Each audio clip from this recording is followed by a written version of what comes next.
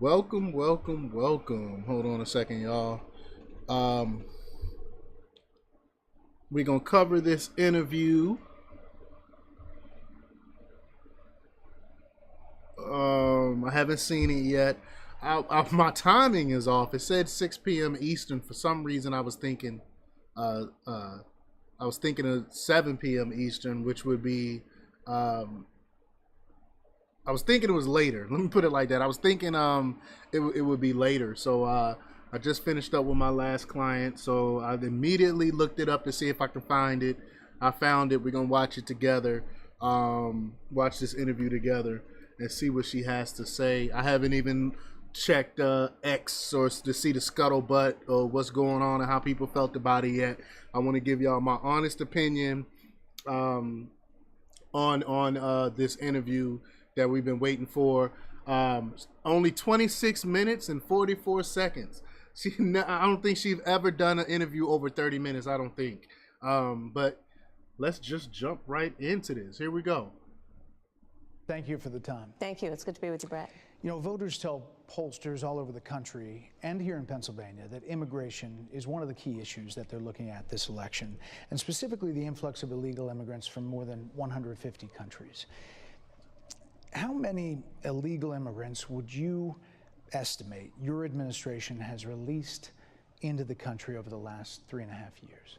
Well, I'm glad you raised the issue of immigration because I agree with you. It is a topic of discussion that people want to rightly have. She is not glad that he brought it up. I'm sorry, I'm stopping it already, but she is full of crap. She knew he was going to bring it up, but she really don't want to talk about it. Let's see if she actually answered the question. And you know what I'm going to talk about. Hold on. There she go with those earrings. Y'all already know about those earrings there. Here we go. Yeah, but a number. Do you think it's 1 million, 3 million? Brett, let's just get to the point. Okay, the point is that we have a broken immigration system that needs to be repaired. So your Homeland Security Secretary said that 85% of apprehensions. I'm not finished. We have it's a an rough immigration estimate of system 6 million people have been released into the country. And let me just finish. I'll get to the question. I promise you. I was beginning to answer. And when you came into office, your administration immediately reversed a number of Trump border policies. Most significantly, the policy that required illegal immigrants to be detained through deportation, either in the U.S. or in Mexico. And you switched that policy. They were released from custody awaiting trial. So instead, included in those were a large number of single men, adult men, who went on to commit heinous crimes. Facts. So, looking back, do you regret the decision to terminate Remain in Mexico at the beginning of your administration? They never admit fault. Let's see if she says she regretted, but I don't think she will. They never admit any fault. They asked them time and time again, her and Biden, about the border crisis and do they regret it, and they have never ever taken any type of accountability. But let's see if she takes any accountability right now. Let's hear what she says. At the beginning of our administration, within practically hours of taking the oath, the first bill that we offered Congress, before we worked on infrastructure, before the Inflation Reduction Act, before the Chips and Science Act, before the bipartisan Safer Communities Act. That's not what he asked. The first bill, practically within hours of taking the oath, was a bill to fix our immigration system. Yes, ma'am. He never asked the that. U.S. Citizenship Act of 2021. Exactly. It was essentially a pathway to citizenship for the. Yes, ma'am. May I finish responding, please? But you have to let me finish. You please. had the White House and the House and the Senate, I'm and they in the didn't bring up middle that of bill. responding to the point you're Filibustering raising, is and I'd what like you're to doing. finish. Yes, ma'am. We recognized from day one that to the point of this being your first question, it is a priority for us as a nation and for the American people. And our focus has been on fixing a problem. And from day one then, we have done a number of things, including to address our asylum system and put more resources, getting more judges, what we needed to do to tighten up penalties and increase penalties for illegal crossings, what we needed to do to deal with points of entry between border entry points. That's the work we did, and we worked on supporting what was a bipartisan effort, including some of the most conservative members of the United States Congress. We've heard this strengthen already. The border. That border bill would have put 1,500 more border agents at the border, which is why I believe the Border Patrol agents supported the bill. It would have allowed us to stem the flow of fentanyl coming into the United States, which is a scourge affecting people of every background. 1,500. What is 1,500 going to do? I think Trump said he's trying to get like 10,000 new Border Patrol agents. What is 1,500 going to do? Like, she is so deceitful. The bill won't do anything to stifle the incoming influx of illegal immigrants.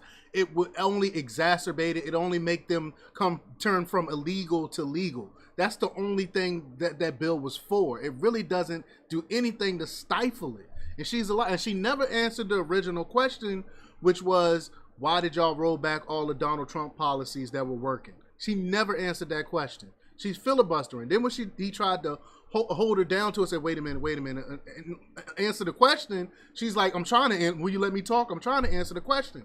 No, you're not answering the question. You're filibustering, saying the same stuff that we heard you say time and time again. On every geographic location in our country, killing people.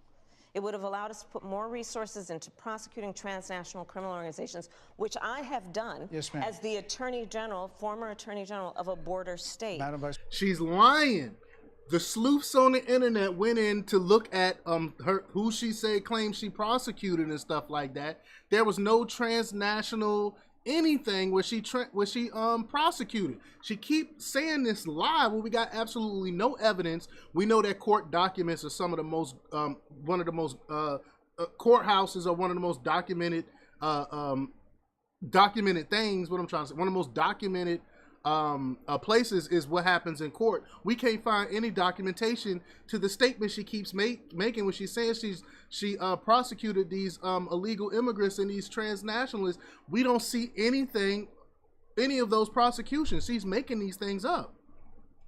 Vice President, a couple of things. Prosecuted trafficking of drugs, guns, and lying. human beings. And Donald Trump, but let me just finish. Six Democrats voted against that bill. Learned about that bill and told them to kill it because he preferred to run on a problem instead of fixing a problem. And in this election, this is rightly a discussion that the American people want to have. And what they want are solutions, and they want a president of the United States who's not playing political games with the issue, I hear you, but actually is focused on fixing it. Six Democrats voted against that bill. It would have allowed 1.8 million illegal immigrants into the country a year. A lot of conservatives had a problem with it. These are the 6 Democrats. But more importantly, back to the original premise, Jocelyn Nungari, Rachel Morin, Laken Riley, they are young women who were brutally assaulted and killed by some of the men who were released at the beginning of the administration, before a negotiated bipartisan bill. Former President Clinton actually referred to Laken Riley Sunday campaigning for you in Georgia, saying if those men had been properly vetted, Laken Riley probably would not have been killed. Even so Bill it wouldn't have happened. This is well before any negotiation. This is well before Donald Trump got involved in the politics. This is a specific policy decision by your administration to release these men into the country. So what I'm saying to you, do you owe Brett, those families an apology? Let me just say, first of all, those are tragic cases. No accountability. Won't even say I'm sorry. You know, maybe if we would if we made some different choices, this wouldn't have happened. My heart, I feel for these families. I'm sorry. And we're working on fixing it. No accountability whatsoever. There's no question about that. There's no question about that. And I can't imagine the pain that the families of those victims have experienced. So fake. So fake. For a loss that should not have occurred. So that is true. It is also true that if a border security had actually been passed 9 months ago, it would be 9 months that we would have had more border agents at the border, more support for the folks who are working around the clock trying to hold it all together. Madam Vice President. To ensure that no future harm would occur. And this election in 20 days will determine whether we have a president of the United States who actually cares more about fixing a problem, even if it is not to their political advantage in an election, because there was a solution, Brett.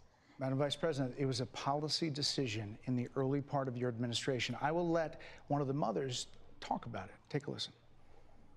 Because of the Biden-Harris administration open border policies catch and release, they were enrolled in the Alternatives to Detention program. This meant that they were released into the United States. It was not even a full 3 weeks later that they would take my daughter, Jocelyn Nungare's life. I believe the Biden-Harris administration open border policies are responsible for the death of my daughter. That's the early days. I feel for these So do you owe families. them an apology is what I'm saying. I will tell you that I am so sorry for her loss. I am so sorry for her loss. Sincerely. But let's talk about Take what accountability. is happening right now with an individual who does not want to participate in solutions. Let's talk about that. We've heard you as say well. that before. In all We fairness, heard you I've say told this you, before. I feel awful for what she and her family have experienced. During that time, you said repeatedly that the border was secure. When in your mind did it start becoming a crisis? I think we've had a broken immigration system transcending, by the way, Donald Trump's administration, even before. You said it's not a crisis. Let's all be honest about that.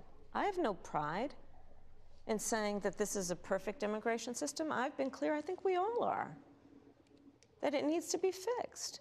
We need more. I was just down at the border talking with border agents, and they will tell you, and I'm sure The photo you op. probably, I know you investigated. She was there like 5 minutes with management where they took a couple pictures and she left. That's it.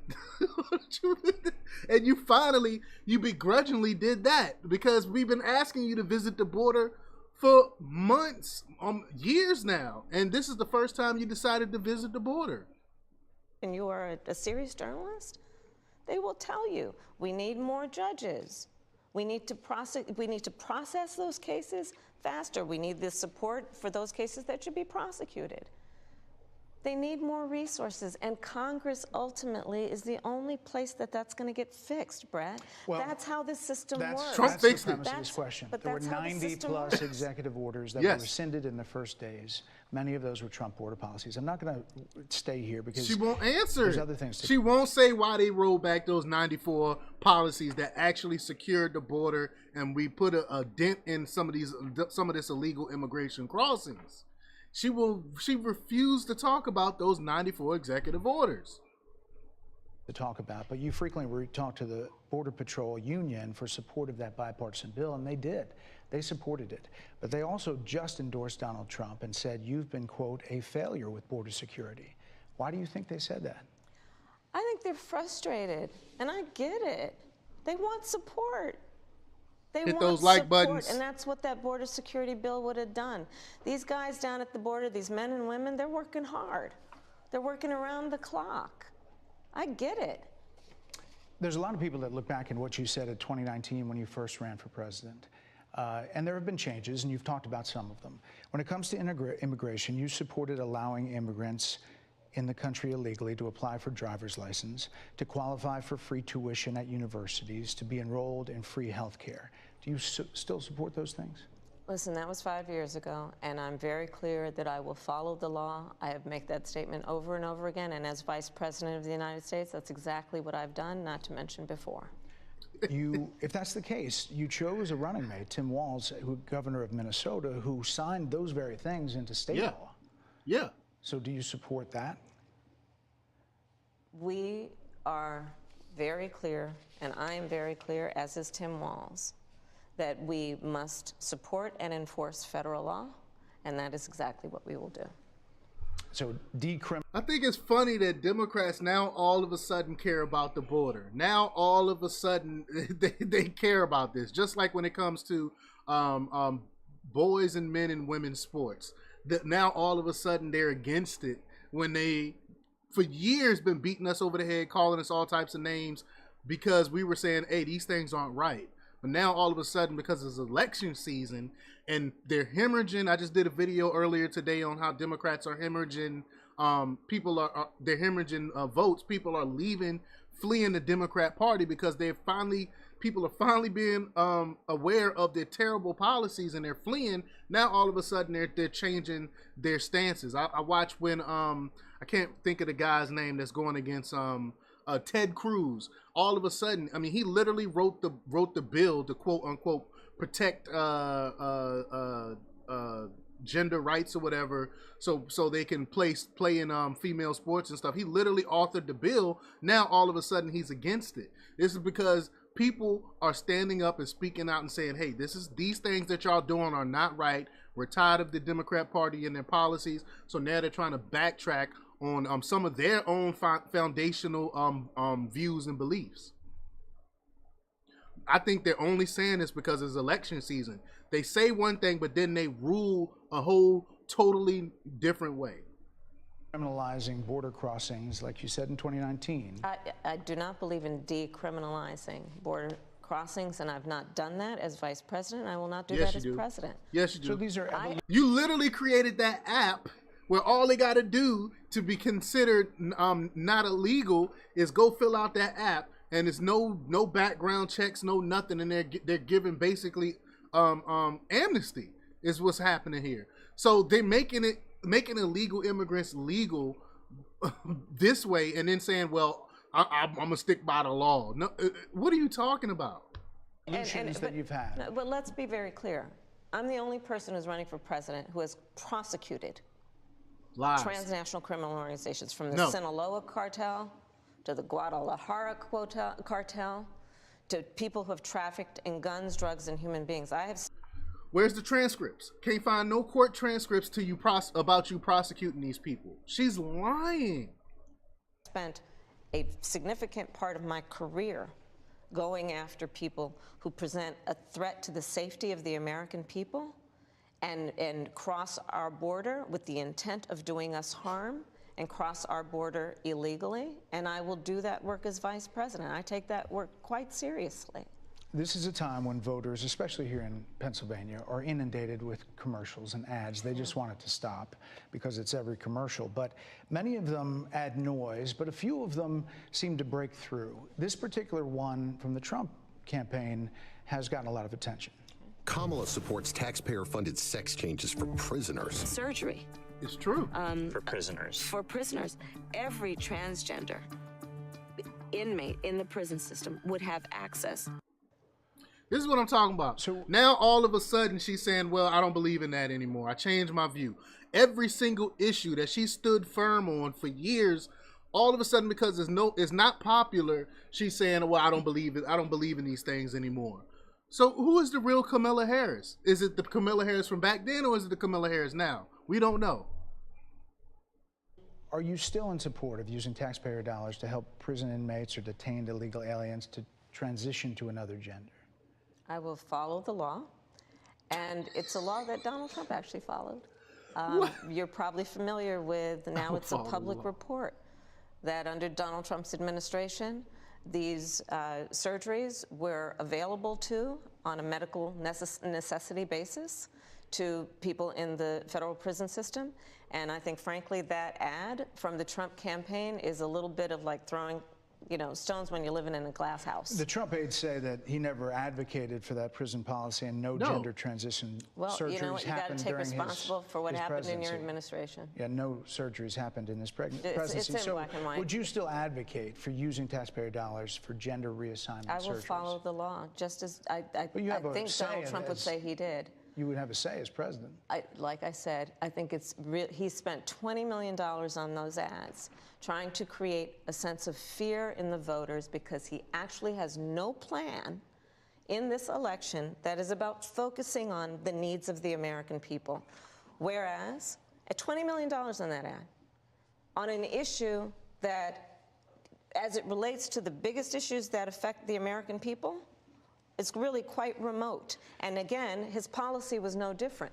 Look at where we are, though. They say on plans for the American people, I'm offering a plan to deal with affordable housing. I'm offering a plan to deal with what we need to do to strengthen small businesses, which are the backbone of America's economy. I am offering a plan that is about taking care of young parents and giving them the support they need. My plans for the economy will strengthen the economy, as have been reviewed by 16 Nobel laureates Goldman Sachs, Moody's, and recently the Wall Street Journal, which have all studied our plans and have indicated my plans for our economy would strengthen our economy, his would make them weaker, would ignite inflation and invite a recession by the middle of next year. Those are the facts. Why do you think more people say they trust him on the economy than they trust you? I think that when you look at an analysis of our plans for what we would do as president of the United States, it has been clear to those who study and understand how economic policy works that moving forward, because I do believe the American people are ready to turn the page on the divisiveness and the type of rhetoric that has come out of Donald Trump. People are ready to chart a new way forward, and they want a president who has a plan for the future and a plan that is sound and will strengthen our country. My plan for the economy does exactly that. His plan would be, again, to give tax cuts to billionaires and the biggest corporations in our country and blow up our deficit. It's interesting you said turn the page, Madam Vice President. You were asked on 2 different shows last week what, if anything, you would do differently than President Biden. Here's what you said.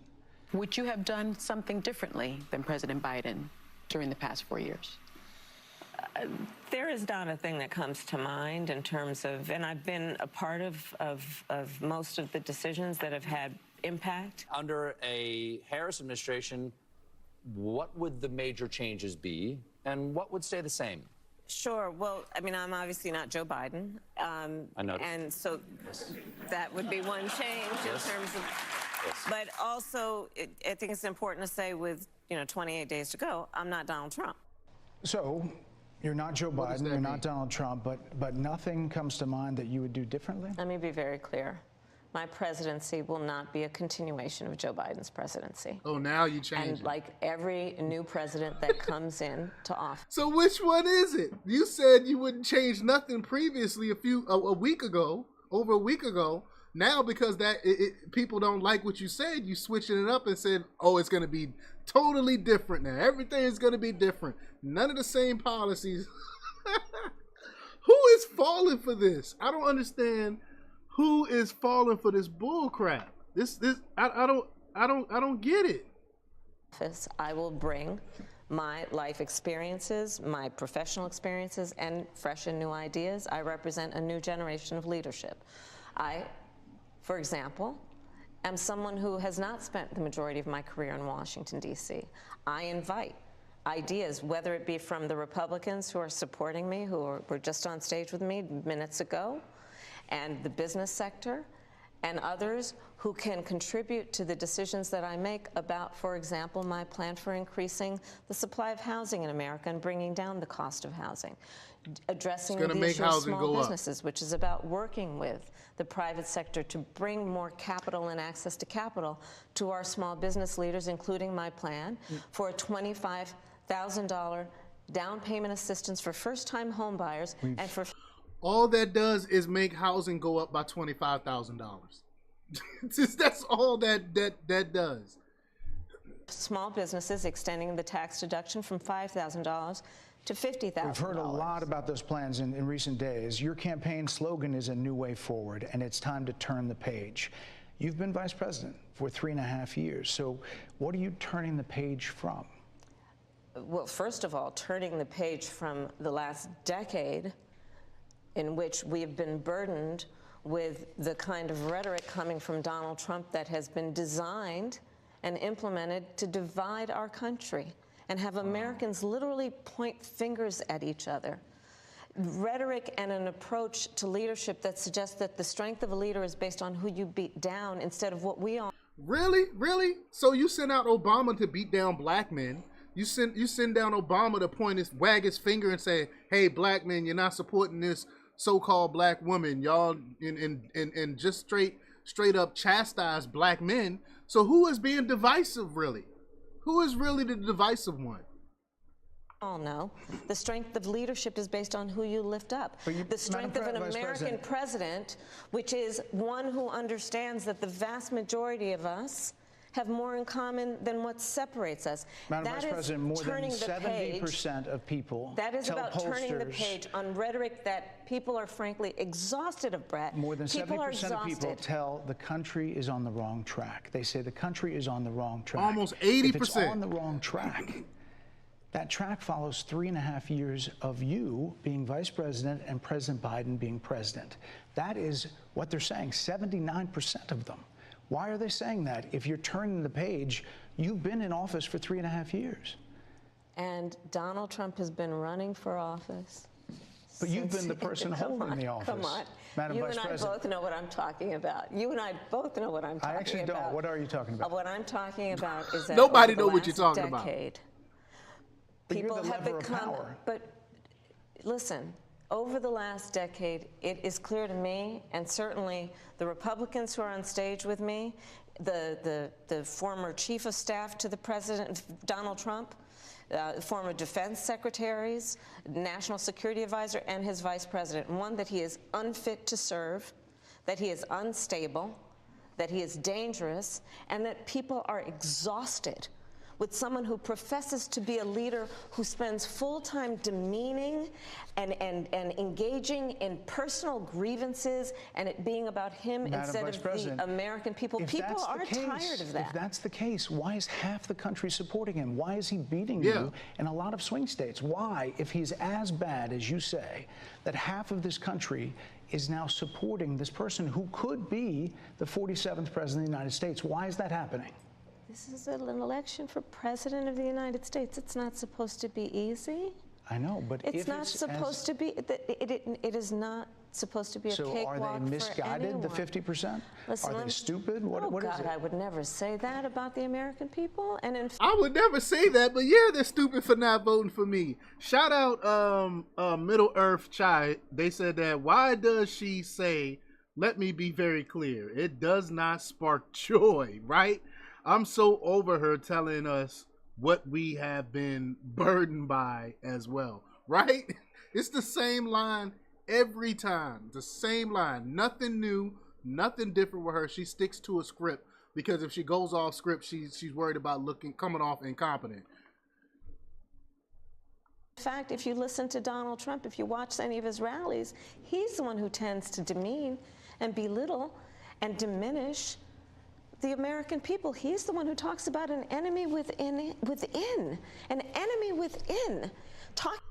There is an enemy within. Everyone knows that the deep state does exist. There's a deep state, an executive state, an administrative state that can't be fired. They basically have their jobs for life, and they're the ones that's really running the country. They're the ones that come up with these regulations that are regulating us into existence, the deep state. And we need to give the power to the executive branch. We need to give the power to the president to get rid of these people that aren't following what we put the president in to do. Talking about the American people, suggesting he would turn the American military on the American people. We asked that question to the former president today. Harris Faulkner had a town hall, and this is how he responded. I heard about that. They were saying I was like threatening. I'm not threatening anybody. They're the ones doing the threatening. They do phony investigations. I've been investigated more than Alphonse Capone. He was the greatest gangster. No, it's true. No, but think of it. It's called weaponization of government. It's a terrible thing. So, Brett, I'm sorry, and with all due respect, that clip was not what he has been saying about the enemy within that he has repeated when he's speaking about the American people. That's not what you just showed. Well, he was asked about that specific... No, that's not what you just showed. In all fairness and respect to you, that was the question that we asked him. You didn't show that, and here's the bottom line. He has repeated it many times, and you and I both know that. And you and I both know that he has talked about turning the American military on the American people. He has talked about going after people who are engaged in peaceful protest. He has talked about locking people up because they disagree with him. This is a democracy. And in a democracy...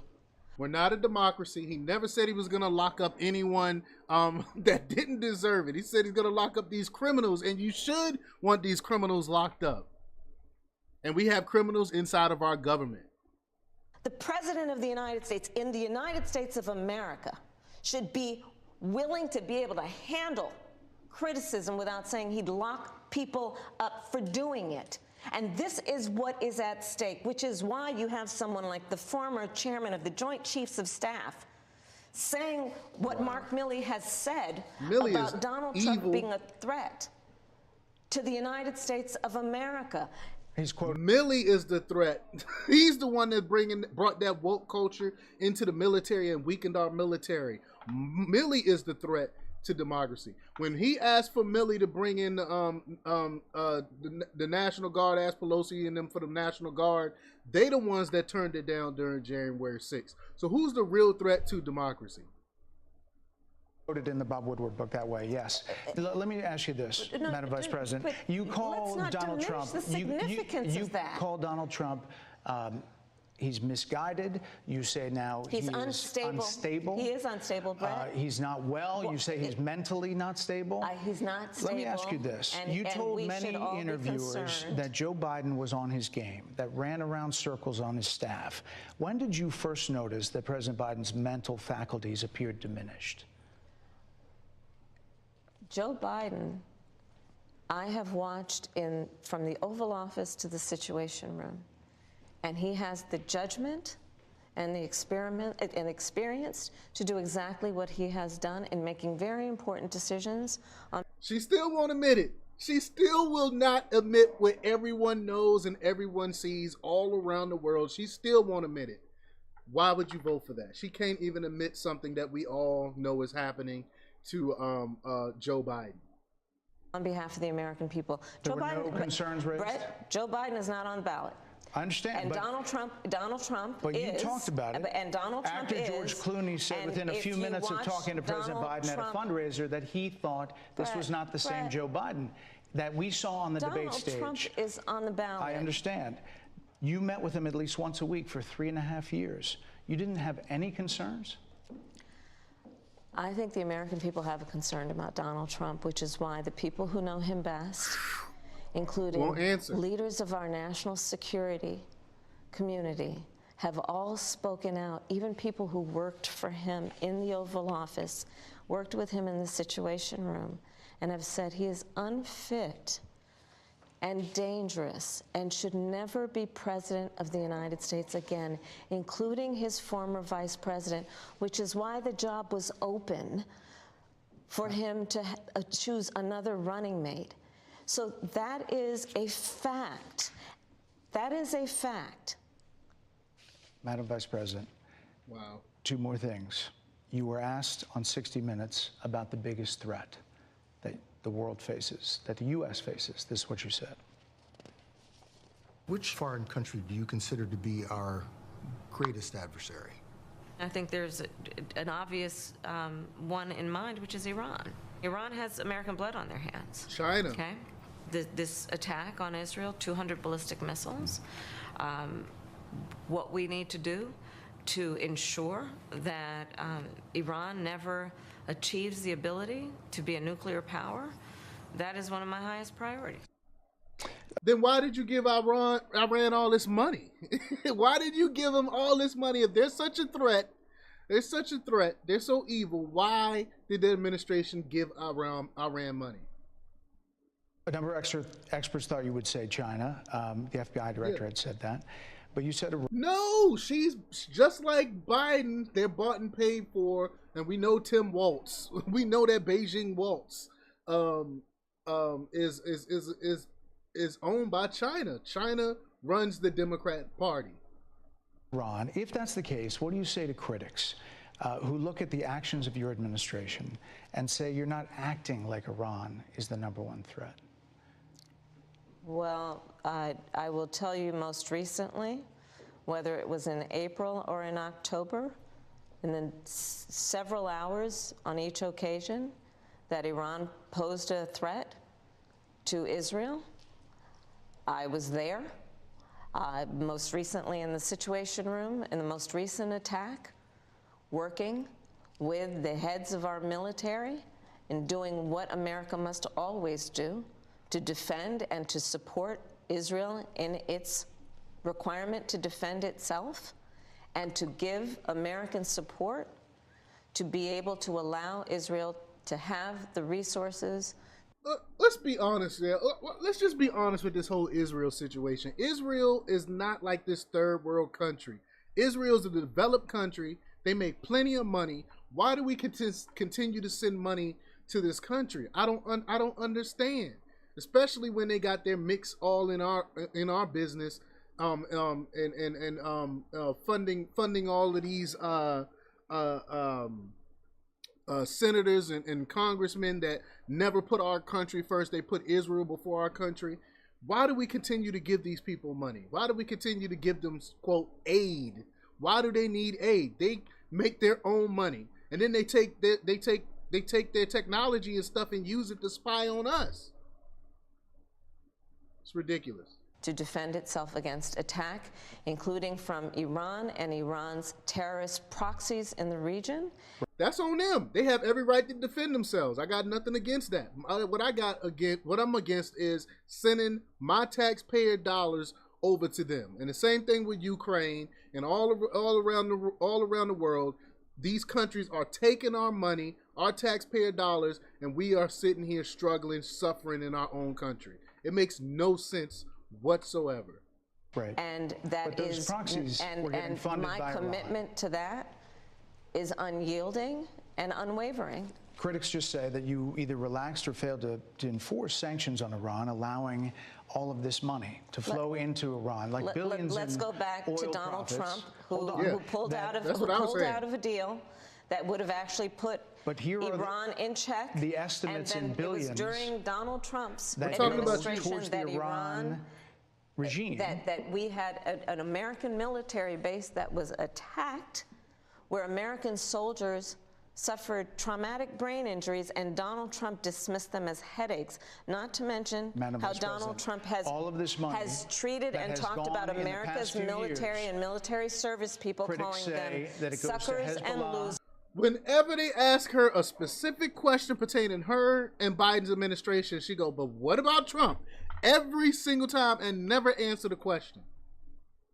Hamas has diminished and the significance. We're talking over each other. I apologize. Well, I would like that we would have a conversation that is grounded in full assessment of the facts, which includes, I think this interview is supposed to be about the choices that your viewers should be presented about this election, and the context is important. Yes, ma'am. And on the subject of Iran, I am offering what should be an important contrast that is presented for folks to make a decision and there are critics that they feel who look at what the administration did and say and think differently.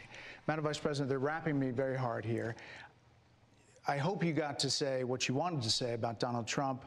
There are a lot of things. There's more to say. I have much more to say. There are a lot of things that people want to learn about you and your policies, and that's why I invite everyone to go to KamalaHarris.com.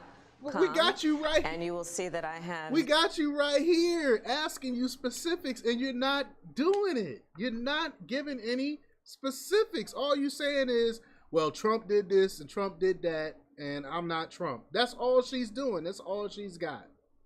80 pages of policies that are quite comprehensive and should be accessible to anyone who would like to read them. And it includes what I intend to do about affordable housing, what I intend to do about small businesses, what I do and that's why we invited you here, our economy, to see where you were in 2019 and where you are now. America's military and ensure we have the most lethal and best fighting force in the world. Madam Vice President, and they're giving me a hard rap here. Well, I thank you for the time. I thank you for the time. It's good to meet you. Thank you very much. Thank you. Ridiculous. I mean, that was terrible. Terrible, terrible, terrible. I don't think she changed any minds there. I don't think anyone came from this interview like, yeah, I'm gonna vote for this lady. She got my vote. It was not a good interview for her. Let's see what people are saying around the interweb. Let's see what X has to say about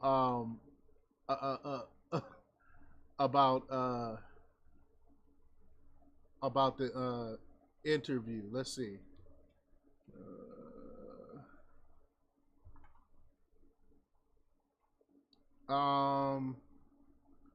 Greg Price said, this is Kamala Harris's entire interview with Brett Barr. The first time she ever had somebody actually challenge her in the entire election. Imagine watching this and thinking to yourself that this person should be president of the United States. I agree. Like, it was terrible. Like, I give it up to Brett. He asked some tough questions. She never answered anything, never took any type of accountability or anything. Let's see what this is here. Brett Baer says Kamala Harris campaign essentially threw in the towel and wrapped the interview. Wow. Let's hear this.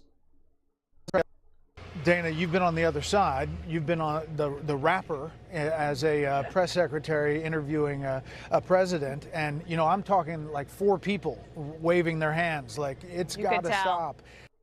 Dana, you've been on the other. Because it was going terribly. So they were like, hey, we got to pull her out quick. She's not looking good, especially towards the end. Towards the end, it was really, really bad. Brett Baer just ended Kamala Harris's campaign with the first question.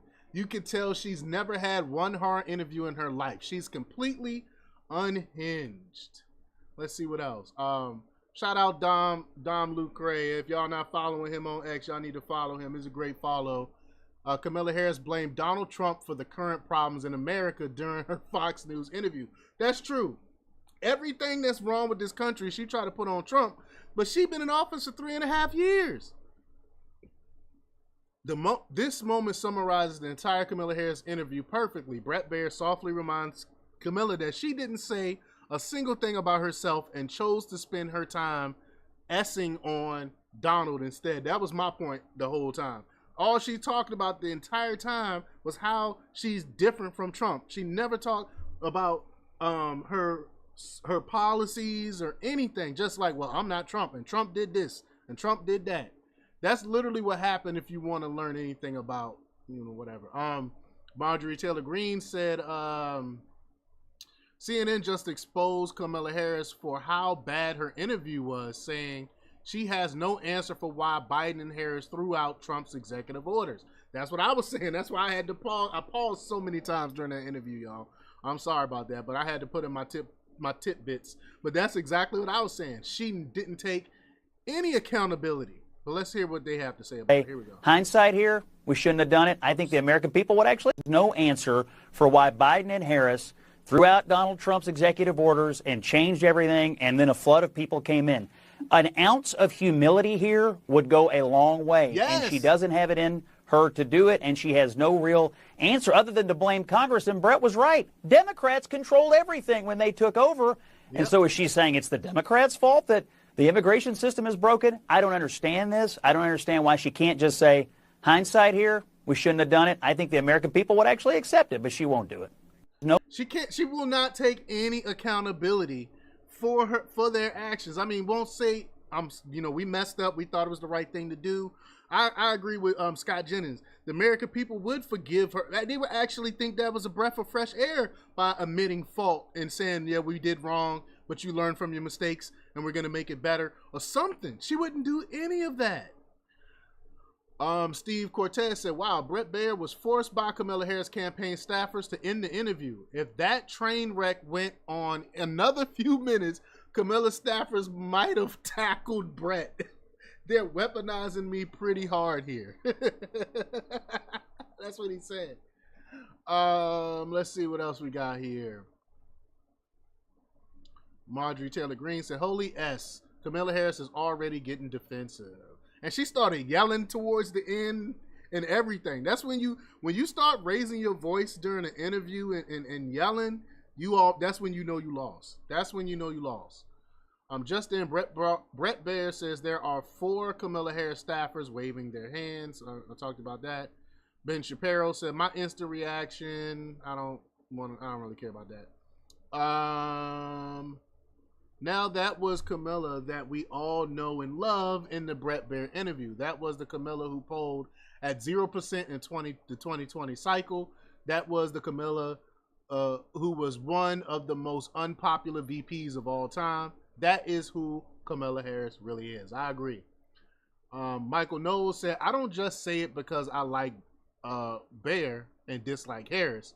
This interview is devastating for Kamala, and the Democrats have no one to blame but themselves. This is what happens when you pick a nominee without a primary. That's true. She's not battle tested at all. She's we all know she's a DEI hire.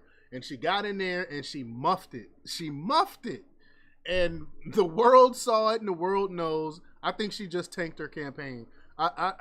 But she had to take, I don't know why. I mean, she had to do this interview, but her handlers had to know that she was going to do bad.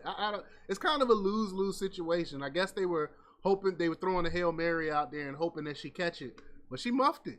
She muffed it. Kamala Harris is wagging her finger and yelling during the Bret Baier interview. You know, I talked about that, her yelling and stuff. Trump sits for an hour-and-a-half long interview multiple times a week. Kamala Harris's team forced Bret Baier to end the interview after 27 minutes. She does not have the temperament to be commander-in-chief. Benny Johnson said, wow, Kamala Harris gets nasty during the interview with Bret Baier when asked about her open border policies.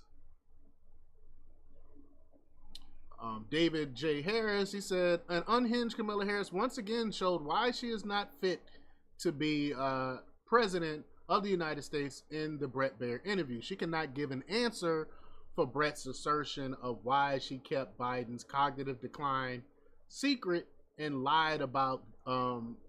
Then she blamed Trump for her low, let me go to this, for her low approval rating. You can't make this stuff up. It's blame Trump for everything. Every single thing. The Bret Baier Kamala Harris interview summed up in 5 seconds. Let me check it out. Madam Vice President, why are you so retarded? You think you just fell out of a coconut tree? Madam Vice President, why are you so retarded? You think you just fell out? They wrong for that. They wrong for that. Boom. Scott Jennings just stunned the CNN panel on Kamala Harris' interview. She has no answer for why Biden Harris threw out Donald Trump executive orders. I think we already played that clip. Kamala Harris sits down with Fox interview. This took guts, which she has clearly demonstrated. Wow. Wow, it's a sycophant here. He's the only one that said the interview went good. Wow. Bret Baier took the knee. The Kamala Harris interview will be done with no editing. Kamala Harris comes completely unhinged during interview with Bret Baier. Live shots of America watching Kamala Harris interview. The Hindenburg. That's the Hindenburg. Oh man, that's true. That's true, Owen Stroyer. The comments under Kamala Harris's interview with Charlemagne, the fraud, it's over for her. Oh man, I haven't seen this yet. So this is talking about the Charlemagne the God interview. Let's check this out here. More softball questions. Blacks for Trump. You put in some freedom under what? Slow down, slow down. Trump 2024. Hey Barack. Audio means teleprompters. Not sure why you're endorsing her, but wow, what? Slow down. You know I read slow. They got him in the pocket. Remember, he let Joe come on his show and say, if you don't vote for me, you ain't black. Don't put the people. Man, Trump is still winning. All she knows is middle income family. Charlemagne, slow down. You must be getting paid. Freedom from the current administration. She's a part of the craziness that's going on the right. No one is voting for her. Why? Blacks for Trump. I wouldn't vote for her. Trump 2024. Audio means teleprompter. She didn't. Oh, this is just a rewind. It's from the beginning again. So this is why Democrats are afraid. Oh, but let's check this out. This is Donald Trump Jr. on Kamala Harris's Fox interview. She became unhinged. So let's play this clip here. Here we go. She doesn't disaster for her. She became unhinged. They're pulling her early because she got angry and couldn't answer even basic questions. She didn't just fail with Bret Baier. She failed on The View, Jesse, last week. That's right. Imagine how bad you have to be as a Democrat to go on The View and basically commit political suicide. She doesn't have it. Americans understand that. She'll tell you whatever You need a here to get that vote, but she is the daughter of a Marxist professor. She is a radical San Francisco liberal. She has been in charge for 3.5 years because she's not just a vice president. She's a vice president to the most absentee president in the history of the United States, someone who has spent over 40% of his time on the beach in Delaware, and, you know, not to mention the dementia. She could have done any one of these things over the last 3.5 years, yet she did none of them. Why wait? She gonna wait till day one on January 20th? Americans are suffering. Inflation is killing us. Wars are breaking out all over the world. Iran is endorsing her. Vladimir Putin is endorsing her because they understand that a weak America is good for Iran, a weak America is good for China, a weak America is good for Russia. She's not gonna... I agree. I'm not gonna lie. I hope Donald Trump Jr. runs one day. I really like Donald Trump Jr. But Conservative Brief, they said, may I please finish? This may be the worst interview Kamala Harris has ever done. Constantly ignoring Fox News Brett Baer's actual questions to push campaign points. Gets argumentative when he tries to put her back on track. Me watching libs melt down over the Brett Baer Kamala Harris interview. Yeah. The Vigilant Fox. If y'all don't follow him, it's another great follow on X. He said Kamala Harris falls apart in train wreck Fox News interview. Kamala thought she was ready for Brett Baer. She was wrong. 2 moments in particular where were especially humiliating. I'm not gonna check out that thread. How the Brett Baer Kamala Harris interview went. Oh, I gotta like that. I gotta like that. Yeah. Brett Baer carrying Kamala Harris through her Fox News interview. I don't think he really cared. This is before the actual interview. Okay. Let's see. Dr. Daryl Scott said the Kamala Harris interview was the worst interview of any presidential candidate in my lifetime, and I was born during the Eisenhower administration. She was absolutely terrible. Mean, snarky, evasive, irritated, over-talking, ducking, dodging, and lying. Terrible, right? Like Charles Barkley said, terrible. If you only watch one clip of the Brett Baer Kamala Harris interview, it's this one. We watched the whole thing. What's up, Marie MP? She said, Middle Earth, I think she just wants to filler words. So over it too. Yep. It was kind of a joy to watch. Yeah, that's right, Marie MP. That's right. It was beautiful chaos watching watching this interview. Casey Allen says staffers urge Brett Baer to cut interview short. We talked about that already.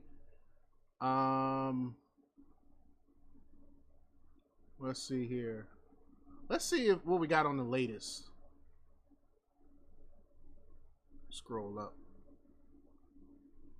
Let's see some of the latest stuff. Brett Baer claims Kamala Harris' team arrived late to interview, and it ended early. New York Post reports exposure of Donkey Fazoo.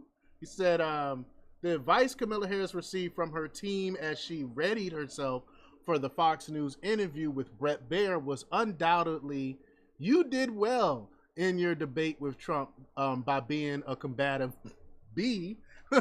So you need to do that again. She did. And it came off horribly. Sean Hannity said Brett Baer will join Hannity tonight at 9 p.m. to react to his interview with Vice President Kamala Harris.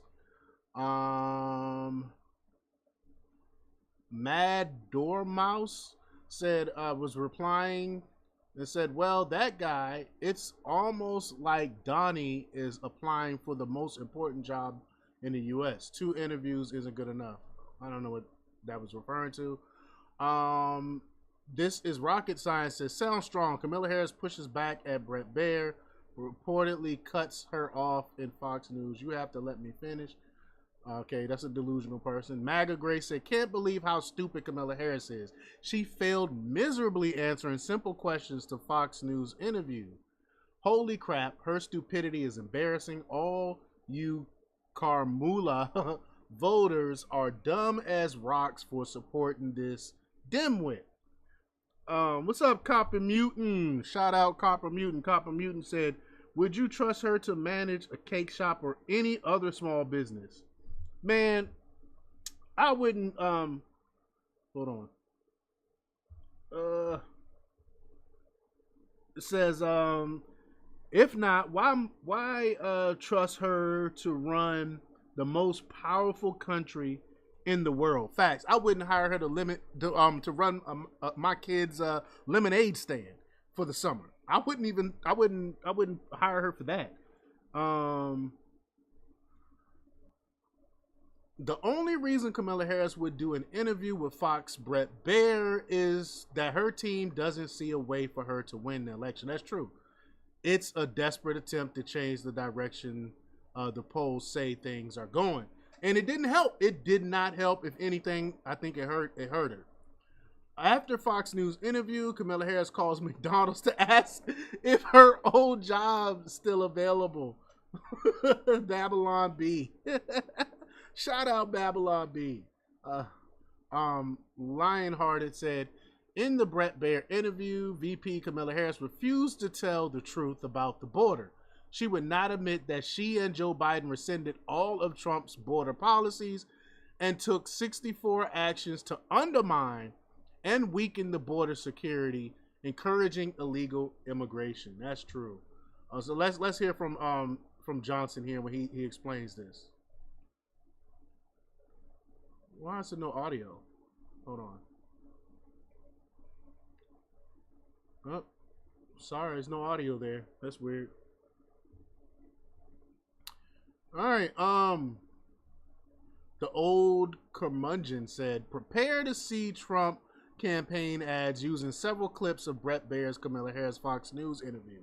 They'll be epic. Yep, I'm waiting for it. Billy Sellers said, this interview just ended your campaign. Woof. It was rough. I actually felt bad for you. I honestly didn't. I have absolutely no empathy for her incompetence. When you're running for president of the United States, you should be able to sit down for an interview and answer where you stand on things instead of filibustering the entire time.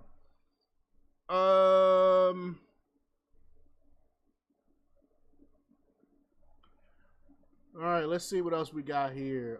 Fred said the Brett Baer Kamala Harris interview was effing wild, bro. Oh man, Kamala Harris is likely drinking gallons of Merlot tonight after the Fox News Brett Baer interview. That's funny. Probably. We all believe that she's an alcoholic. I mean, that's the word. That's the word around DC. And she's an alcoholic. Gretchen is replying to someone. Tina Whistler said, must watch. Let's see, what else we got? It's clear that Kamala Harris Fox interview was a dumpster fire. The liberal pundits are starting to lose it. Anderson Cooper is melting down right now. I knew it was gonna be a train wreck. Oh man. What else we got? This is gonna be the last one, I think, y'all. Let's see. I'll do a couple more. Let's see. Well, I'm gonna see if any news articles came out with anything yet. I know it's a little early, but might be some news articles about what happened. Kamala Harris interview today on Fox News. On Fox, misinformation. His MAGA cult believes it. She did great. Are you kidding me, Clark? Are you live in an alternate world, man? In what world was that interview great? These people are coping hard. Copper Sky said, hold on, I missed, Mary said, I don't feel bad for her either, especially since she slept her way to jobs. Yuck. That's true.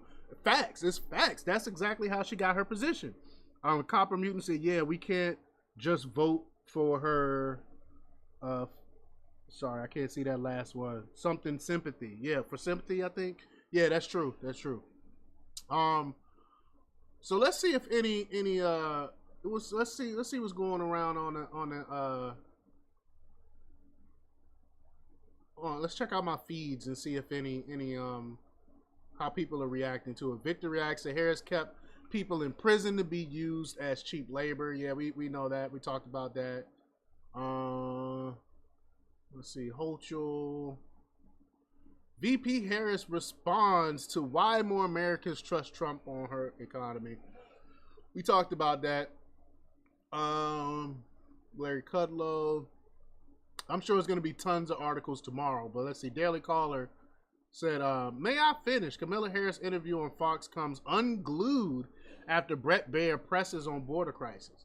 She said, let me finish. You never answered the question. You're filibustering. He tried to stop the filibustering and get you to answer the question directly, and you would not answer it. What are you talking about? Bret Baier pushes back on Harris as she struggles to explain how she'll move forward. And I called that out too. Nope. She said, do you understand? She was like, what'd she say? What did she say? She said, you understand what I'm saying? Or something like that. And he was like, no, I don't understand what you're talking about. And I was like, yeah, nobody, she doesn't even understand what she's trying to say. Kamala Harris promises to get Americans in pot business after overseeing nearly 2,000 weed convictions. Another flip-flop. Let's see. The moment Kamala Harris staff desperately intervened to end the interview with Fox News Bret Baier. Okay, this is the last thing I'm going to go over here. This is from the Daily Mail. Where's the author? You know, I always try to get author credit. Sarah Ewell Weiss, and she reports that Fox News host Bret Baier shared details about how Vice President Kamala Harris's team was desperately trying to get the Fox News interview to wrap up after their testy sit down in Pennsylvania, because she started pointing her finger and raising her voice, and that's not a good look. They tell you in communication 101, you do not point.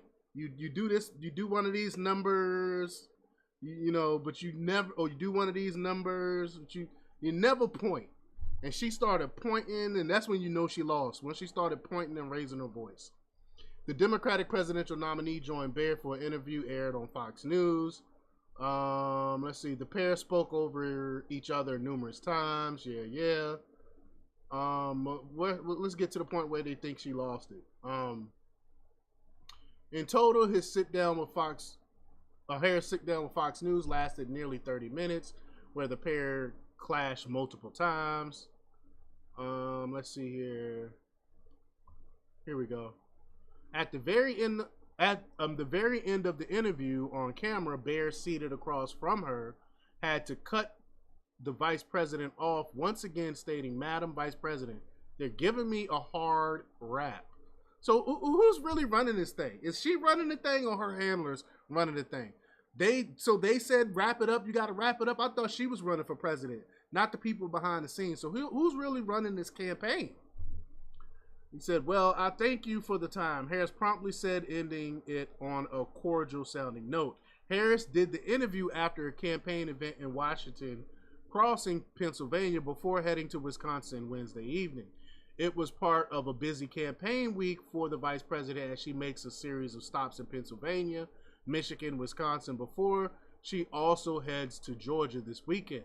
The testy interview took place as the vice president has been pressed to do more unscripted appearances and interviews as she tries to reach more voters. After the interview aired, the Harris campaign posted a series of clips from the interview across social media, as well as promoted moments of praise from commentators weighing in on Fox News and CNN aired.